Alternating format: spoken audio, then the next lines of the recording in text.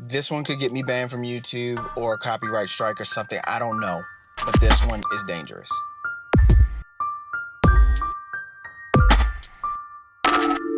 In my last video, I let you guys know about what a father should do with his daughter.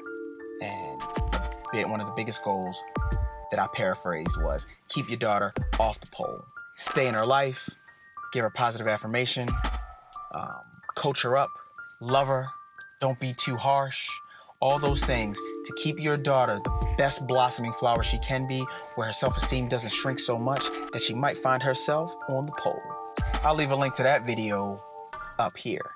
But this video, I have a son. I think I've succeeded at this.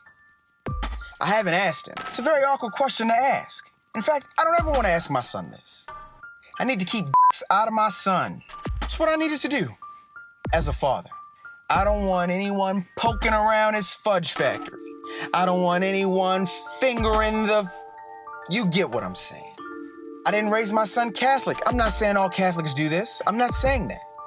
But had we gone to Catholic church or something, I don't know. I would have just been watching him. He wasn't in Boy Scouts. I didn't let him go spend time with other men at all without me.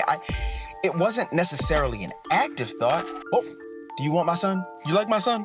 You sweet on my son? Never did anything like that. All I'm saying is there are situations that I needed to make sure that my son was never in, because no matter what, I had to make sure there was no way a could find its way into my son. I know that's a little vulgar. I beeped it out, don't worry. But I don't want that. Never did. So there were strategic things that I avoided because I cannot. My son is already a handful enough.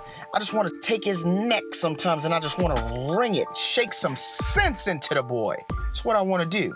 But what I don't want, what I never wanted, was for him to have something happen where he could experience such mental anguish where he may not be able to get himself out of that for the rest of his life.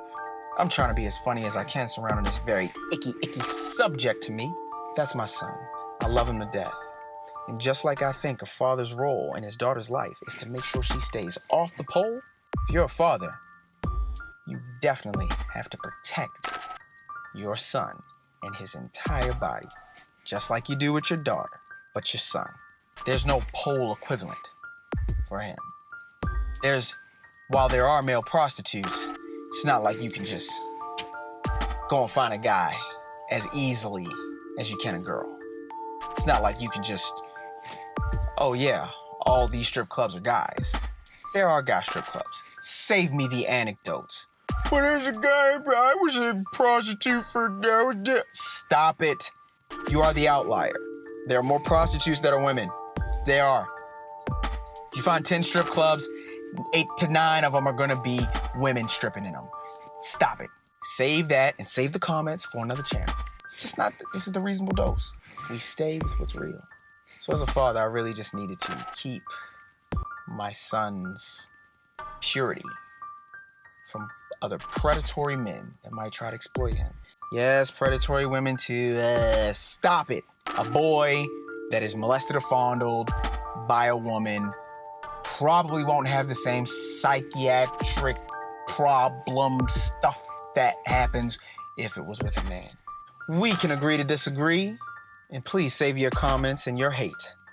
I'm just saying for me, and please, fellas, down in the comments below, drown out anyone that has anything negative to say or anecdotal about like us hetero straight males want to have our sons in a position where he could possibly be violated by some damaged guy. That's not something we want to do. So fathers, make sure the dicks stay out of your son when they're little, unless they get older and they choose that. But while they're young, keep dicks out of your son.